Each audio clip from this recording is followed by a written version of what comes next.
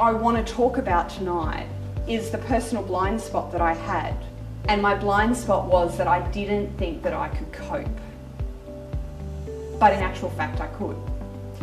Because I was caught up in all this emotion and conflict, and I was like, well, what am I really good at? What do I do really well?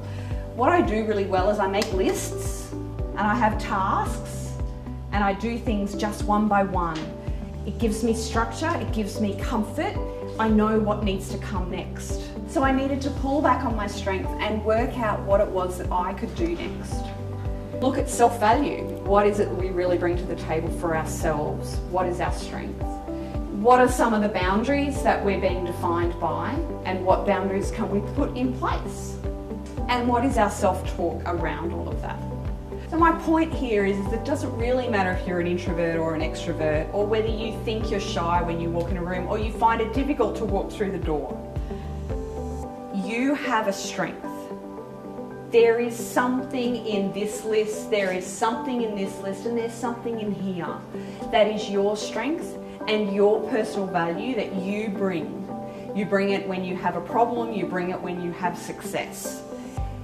Whatever it is that you've got going on in your world, it could be personal. I mean, we're talking about breaking free.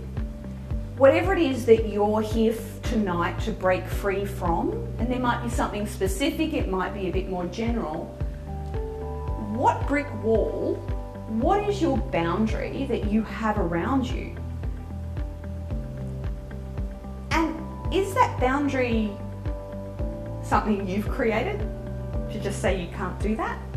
Can you identify it as a boundary that someone else or an experience has placed around you?